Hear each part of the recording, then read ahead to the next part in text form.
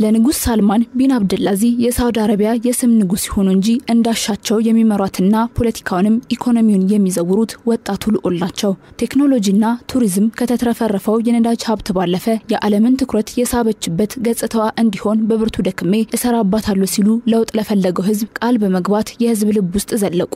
ሳውዲ ፍጹም ተጨቁናቸዋለች ለሚባሉ ሴቶች በተለየ እንዳያደርጓቸው ተብለው የሚከለከሉ መብቶቻቸውንም እንዲለማመዱም እፈቅዳለሁ አሉ። ወጣትነታቸው የብዙሃንን ድጋፍ እንዲያገኙ አስቻላቸው። ወደ ስልጣን ሲመጡ እድሜያቸው 31 ቢሆንም የፖለቲካ ሴራ ግን ከተላላቆቻቸው በላይ የተካኑበት ነበር። ይዘው በመጡት ተራማጅ አስተሳሰቦችና በለውጥ አቀንቃኝነታቸው ምክንያት ተወዳጅን ለማትረፍ ጊዜ አልፈጁም። እሳቸው የተናገሩት ሁሉ ቅዱስ፣ ያሰቡት ሁሉ ብሩክ ተብለው ተወደሱ። ስለርሳቸው ክፉ መናገርም ማሰብም ጭምር በፍጹም የተከለከለ እስኪመስል አንዳችም የተቃርኖ ሐሳብ ማውራት የሚያስወግዝ ሆነ። እሳቸውም የህዝብን ሙሉ አመኔታ እስኪያገኙ ድረስ የደስደስ ያለው ጥርሳቸውን እየገለጡ አይናቸው እስኪጨፈን እየሳቁና አስደሳች ፈገግታን ለሰዎች እየለገሱ ባለግርማ ሞገሱን በአረባዊ የንጉሳውያን አለባበስ አሸብርቀው የሀገራቸውን ባህልና ወግ አሳይተው የሰዎች ልብ ውስጥ ሰተት ብለው ገቡ። በጀርባ የሚቃወሟቸውን ሰዎች ለመቆጣጠር የሚያግዟቸውን ቁልፍ የሳውዲ የስልጣን እርከኖችን በሂደት ሁሉንም ተቆጣጠሩ። ሁሉም የሳውዲ አረቢያ ታላላቅ ስልጣኖች የሚዘወረው በእርሳቸውና በእርሳቸው ፈቃድ ሆነ።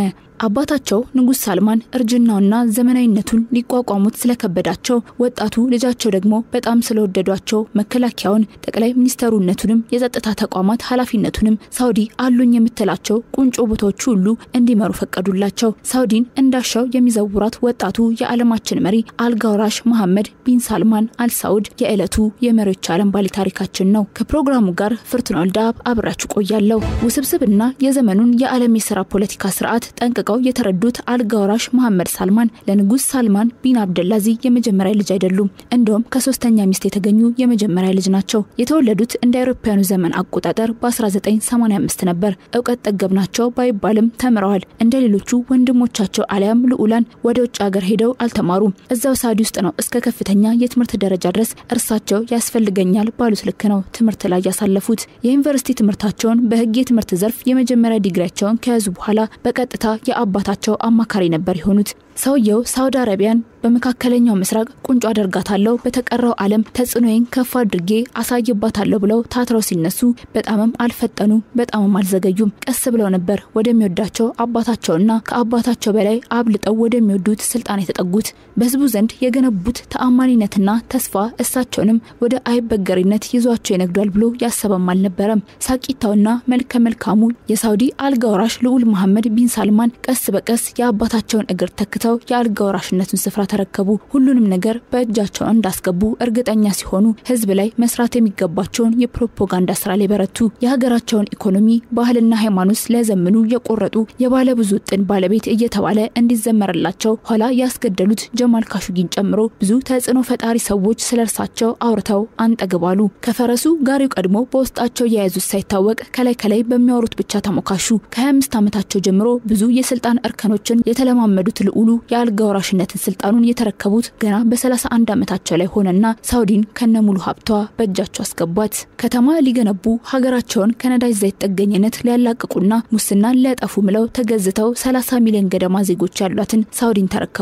ንጉሱ እንግዶችን ከመቀበል ግብዣዎችን ከማስተናገድ ያለፈ ተግባርም እንዳይኖራቸው አደረጓቸው። ተወዳጅነታቸው እንዲጨምር ምክንያት የሆነው ደግሞ የወጣቱ ትውልድ ድጋፍ ስለተሰጣቸው ነው። አብዛኞቹ ወጣቶች በልዑሉ ባለተስፋ ናቸው። ዶቼቬሌም በአንድ ጽሑፉ እንዳስነበበው የመካከለኛው ምስራቅ ፖለቲካ ተንታኙ ሰባስቲያን ሰንስ እንዲህ ይላል ሲል ያብራራዋል። በመጀመሪያ ደረጃ የወጣቱ ትውልድ ድጋፍ አላቸው። አብዛኞቹ ወጣቶች በልዑሉ ባለተስፋ ናቸው። እድሜያቸው በ30ዎቹ መጀመሪያ ላይ ነው። የነርሱን ትውልድ ይወክላሉ። የሚናገሩት ነገር ግልጽ ከመሆኑም ባሻገር ራሳቸውን በግልጽ ይተቻሉ። አጓጊ እቅዶቻቸው የማህበራዊ ለውጥ ተስፋ አሳድረዋል። ሰዎች ወደ ስራ ገብተው ሀገራቸውን መለወጥ ይፈልጋል ሲል ያብራራዋል። አልጋውራሽ መሐመድ ቢን ሳልማን ስልጣንን ሙሉ በሙሉ ሲቆጣጠሩ ልዑላኑን ጨምሮ እልፍ የሳውዲ ሀብት ያነጠጣቸውን ቱጃሮች የቁም እስረኛ በማድረግ ነበር ተቀናቃኝና ጠያቂ እንዳይኖር አድርገው ያሰሯቸው። ከዚያ በኋላ ዓለምን ጉድ ያሰኘ የተደበቀ ባህሪያቶቻቸው ሁሉ ተገልጠው መታየት ጀመሩ። ትንሹ ሳልማን ለገዛ ዘመዶቻቸው እንኳን አልሳሱም። የንጉሳውያንን ቤተሰብ በሰበብ አስባብ እየፈለጉ አንዴ በትላልቅ ሆቴሎች ሌላ ጊዜ ከከተሞች እንዲወጡ እያደረጉ የቁም እስረኛ አደረጓቸው። የሚቃወሟቸውን ሰዎች በማሰር ብቻ አላበቁም። ይልቁንስ በውስብስብ ሴራ ጭምር በማስገደል የተካኑ ሰው መሆናቸውን ለማወቅ ብዙ ብዙም ሳያሻማ የጋዜጠኛ ጀማል ካሾጊ ግድያ ምስክር ሆኖ ታየ። ዓለም ላይ አሰቃቂ ከሚባሉ ጦርነቶች አንዱ የሆነውን የየመን ጦርነት አባባሽና ቤንዚል አርከፍካፊ ሆኖ ከመምጣትም ያገዳቸው አልነበረም። በታላቁ የረመዳን የጾም ወቅት ሳይቀር የመንና የመናውያንን በማስገደልና ሀገሪቱን በማፈራረስ የከፋ ጥላቻቸውን በግልጽ አሳይተዋል። በርግጥ አልጋ ወራሹ ይህን ጦርነት የጀመሩት የመከላከያ ሚኒስቴር በነበሩበት ጊዜ ቢሆንም ሲጀምሩት ግን ገብተውት የነበረው ቃል ጦርነቱን በሁለት ወር ውስጥ አጠናቀው ድል ያውጁ ነበር። ነገር ግን እንዳልሰቡት አልሆነም። የመንና የመናውያን የዓለም እጅግ አሰቃቂው በሆነው ጦርነት የደቀቁት በእኚህ ሰው ምክንያት ነበር። የመን ማባሪያ ወደ ታጣለት ሰብአዊና ፖለቲካ ቀውስ ስታሽቀለቁል የሚታደጋት አንድም ሀገርና ዓለም አቀፍ ተቋም አልነበረም። በተቃራኒው ሳውዲንም ተየሚል አጠፋ። አልጋ ወራሹ ልዑልም ነገሮች ባሰቡት ልክ አልከወን አሏቸው። የየመኑ ጦርነት በአንድ በኩል አቅማቸውን ሲፈታተን፣ በሌላ በኩል የነዳጅ ዘይት ዋጋ አሽቆለቆለ። በዚህ ምክንያት የሳውዲ አረቢያ ኢኮኖሚ መንገዳገድ ጀመረ። ከነዳጅ ዘይት ጥገኝነት ስለመላቀቅ ከውጭ ሀገር ባለሀብቶችን ለመሳብ ለስራ ምቹ ሀገር ስለመፍጠር ያቀዱት ሁሉ በተግባር ብዙም የሚከወን አልሆናለ። በአካባቢውና በሌሎች ሀገራት ላይ አሳድረዋለው ያሉት ተጽዕኖ ብዙም መጓዝ አልቻለም። ሀገሪቱ በኳታር ላይ የሞከረችው ጫና ተጽዕኖ አናሳ ነው፣ አሊያም ፈጽሞ አልሰራም። ኢራን በቀጠናው ያላትን ተጽዕኖ አሁንም ስታሰፋ ይታያል። ተቺዎቻቸው ግብታዊ እርምጃዎቻቸው ቀጠናውን ሊያምስ በመግባባት የተገነባውን የሳውዲ አረቢያ ንጉሳዊ ስርዓትን ሊያፈርስ ይችላል የሚል ስጋት ተጭኗቸዋል። የሳውዲ አረቢያን ብሔራዊ ዘብ አዛዥ አስረው ሲሽሩ ስልጣኑንም ወደ ቅንጡም ቢሆን ማረፊያ ቤት ሲያግዙ ዓለም ማግሮምረሙ አልቀረም። እስካሁን የሀገራቸው ጋዜጦች እርምጃቸውን ሲያዳንቁ ተቺዎቻቸው መውቀሳቸው አልቀረም። እሳቸውም ለሚሰጣቸው ትችቶችና ወቀሳ ጆሮ ዳባ ልበስ ብለው የጀመሩትን የኔን ብቻ ስሙ ከኔ መንገድ ውልፊት ትሉና